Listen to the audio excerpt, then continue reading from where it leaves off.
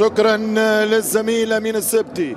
هنا في بركان في المغرب لقاء نهضة بركان الهلال السوداني برسم الذهاب لدوري أبطال أفريقيا. هذا الربع النهائي الثالث بعد ما لعبنا القمة العربية من المواجهة غدا في رادس الأولمبي بين الترجي. النتيجة الثانية حامل اللقب بيراميدز يستثمر يتعادل بطعم الانتصار هدف في كسر. صعبة هي الأمور على ملوك العسكر. هو 18 ماديكان اللابس عبد الرزاق رقم السهرة بدات بي سبورتس 3 شاهد على القمة والمباراة وزوز فينالات خسرهم في الكونفدرالية وفينال في السوبر ضد الأندية المصرية. هنا خطيرة العرضية تمشي كورة بعيدة تمشي كورة يوسف ماري المحلي في الشان اللي حققتها المغرب. مين كورة طويلة تمشي كورة في الرواق. عسال معين الشعباني 45 سنة في جوان القادم. بني بويلة تمشي كورة باليسار موجود الدفاع عسال. ترجع الكورة لبركان خطيرة العرضية طويلة ما يخرجش الحارس والهدف الأول. فرصة كبيرة وضاعت. حارس باش يستنى باش يخرج نابي فريد ودراجو. المغربي عندهم التحولات خطيرة جدا من لاعبية باس واحدة ممكن يلانسي المهاجم. فريق بركان سجل 8 أهداف في المجموعات بينما سجل 9. هذا كعبي آخر في الكرة المغربية هو يونس الكعبي اللي عمل فينال في آسيا في الشامبيونز ليج مع نادي الهلال. الذهاب في تونس أو في مصر والإياب في جنوب أفريقيا. هنا خطيرة فما تسلم مبدئيا كرة خطيرة والهدف الأول ولكن أوفسايد. بروتوكول الفار يعطيه باش تكمل الصورة عشان بعد إذا فما غلطة الهدف يصل لكن أوفسايد واضح. مؤكد الفائز من بركان والهلال ضد بيراميدز أو الجيش الملكي وخطورة هلالية. الهلال موجود وسط أفريقيا السيكافا نادي الهلال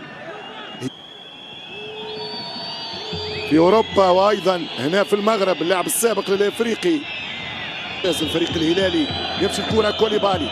هذا كان قريب من الترجي الموسم الماضي. ممتاز هدما خطير الهدف الأول. هدما 1-0 جاهم الدادوما يحط 1-0 كوليبالي. هدما يصنع فرحة العشاق هنا وروفا بامتياز. روفا يسجل الهدف الأول. الهدف الأول في بركان. كنت نحكي على امكانيات الهلال. شوف هذا ما عمل. شوف هذا مع الحدادي يغسل الحدادي عيني في عينك من بعد رب علي بساقه ما جابوش اسامه يهرب ويعطي اسيست ولا اروع في السيمتر يوصل كوره وروفا يحط الكوره في الشبكه 1-0 في مرمى انس السنيتي. هدف غالي جدا ومهم جدا لنادي الهلال كبير الشرق الافريقي من ناحيه اللعب يلعب على التيتر على اللقب. والسهل في ربع ساعة تتقدم في المغرب. خطيرة جدا مرة أخرى يتقدم عن طريق ستيفن إبولا عرضية والثاني مش ممكن أمام الغربال محمد عبد الرحمن. الهلال يهاجم البراكنة هنا في استاد النهضة. أمسية كروية البرسا وهنا الفريق السوداني والغربال. حذاري أن تضيع هكذا فرصة ناحية الملعب المالي. 7 فرق الاخرين كل واحد عنده حظوظ متساويه. اخطاء من بركان. على فكره الهلال قوه بدنيه ما شاء الله.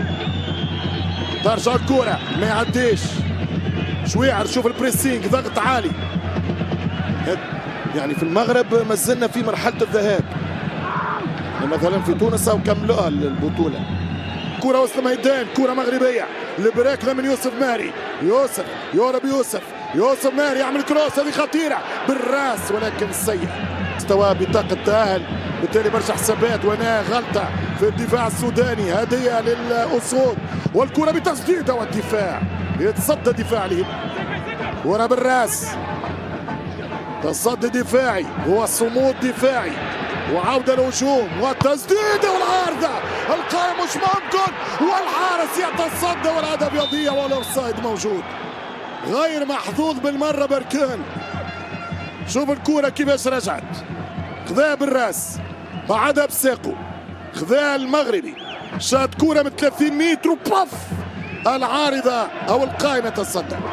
ترجع الكورة للهلال، الهلال يحاول يدخل منطقة الجزاء، ممكن جدا انتظار، يمشي البورندي يدخل باش يشوط كورة ممكن طول صعب جدا على فريق البراكنة مع التغيير الأول معين. السلام عليكم ورحمه الله تعالى وبركاته اخوتي واخواتاتي، نتمنى تكونوا بخير وعلى خير.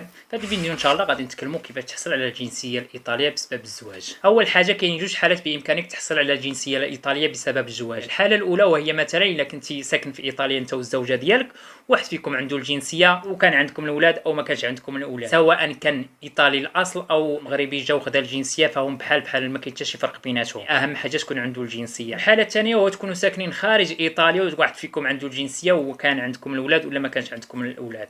اول حاجه نتكلموا على جوج مزوجين في ايطاليا، واحد فيهم عنده الجنسيه، بحالة كان عندهم الولد في العام الاول فعنده الحق انه يدفع الجنسيه لمرته من بعد عام ونهار. اما في حاله الا ما كانت عندهم الاولاد فعنده الحق انه يدفع لها من بعد عامين ونهار. اما بالنسبه للحاله الثانيه فهاد الجوج اللي مزوجين خارج ايطاليا واحد فيهم عنده الجنسيه، في حاله كان عندهم الاولاد فعنده الحق انه يدفع لها من بعد عامين ونهار. اما في حاله الا ما كانش عندهم الاولاد فعنده الحق انه يدفع لها من بعد 3 سنين ونهار. نتمنى تكون واضحه هذه المساله. اما بالنسبه للمده شحال كدوم باش تخرج لك الجنسيه، انا غنتكلم لكم على التجربه ديالي. فبالنسبه لي انا دفعت من بعد عام ونهار لانه كان عندي الولد، ومن بعد 3 سنين ونص تقريبا خرجت لي الجنسيه. ولكن على حسب كل واحد وعلى حسب كيفاش دفع الدوماندا وعلى حسب الكوموني ديالو، وكل واحد عاوتاني والمده ديالو وعلى حسب المنطقه ديالك، لانه يقدر بسبب خطا بسيط مثلا تقدر تكون غيرتي التليفون، ولا مثلا ما كتقلبش الرسائل اللي كيجيو كيقدر بسبب هذا الخطا البسيط يقدر ترفض لك الجنسيه. يعني ولا ما كنتيش كتكونترولي مثلا السيج ولا ما كنتيش كتبعها مزيان ولا حسب عند من دفعتيها يقدر تعطل لك ولا يقدر لا قدر الله تبلوكا. يعني المده كتغير على حسب كل منطقه وعلى حسب كل واحد وكيفاش دفع الجنسيه. بالنسبه للشروط اللي كيطلب باش تحصل على الجنسيه الايطاليه بسبب الزواج، الشرط الاول وهو السجل العادلي مترجم من المغرب وعليه الابوستيل، ما يكون عندك حتى شي وسخ مثلا، ما تكونش دوزتي الحبس ولا شي حاجه في المغرب. والشرط الثاني وهو امتحان اللغه بأونو، ولكن في حاله حافظتي على واحد الايصال واحد الروسي ديال واحد الدرس تصنتي ليه السيمانه الاولى فاش يلاه جيتي من المغرب في القوانين ديال ايطاليا وبزاف ديال الحوايج كيعطيك واحد الايصال. في حاله حافظتي على هذا الايصال فبامكانك انك تدفعوا في الدوسي ديال الجنسيه ومن بعد ما كتعطيهم لا شهاده بأونو ولا حتى شي حاجه. وفي حاله ما كنتيش حافظتي على هذا الايصال هذا فضروري خصك تجيب لهم شهاده بأونو. اما بالنسبه للدوماندا كيفاش ديرها فبامكانك ديرها اونلاين، فبامكانك ديرها في موقع وزاره الداخليه ولا تمشي تعطيها لواحد من الكاف باتروناتو هو اللي يتكلف لك بها. اما بالنسبه للوثائق اللي غيطلبوا منك، اول حاجه غيطلبوا منك ماركه دابولو ديال 16 اورو، وغيطلبوا منك شهاده السجل العادلي من البلد الاصل المغرب مثلا ومترجمه وعليها الابوستيل، عقد ازدياج مترجم وعليه الابوستيل من المغرب، نسخه من الباسبور، نسخه من كارتا ديدينتيتا، نسخه من البيرميسو دي سوجورن يكونوا كلهم سارين مفعول، شهاده لا تقل عن بأونو وتكون معترف بها من مؤسسه دوليه، ولا في حالات كان عندك هذاك الروسي ديال القوانين اللي تصنتي ليه ديال 5 السوايع فبامكانك تدفعوا بلا شهاده بأونو. وكذلك المبلغ ديال 250 اورو خصك تحافظ على الروسي باش خلصتي، وثيقه تثبت لها للزوجه والزوجه، وكذلك نسخه لعقد زواج مترجم وعليه لابوستيل. هادو هما الشروط الوثائق اللي كيتطلبوا باش تحصل على الجنسيه الايطاليه بسبب الزواج. فيديو جاي ان شاء الله غادي نتكلموا كيفاش تحصل على الجنسيه الايطاليه من بعد 10 سنين ديال الاقامه. نتمنى يكون عجبكم الفيديو، ما تنساوش ديروا لايك وتشاركوا في القناه باش يوصلكم الجديد. مع السلامه.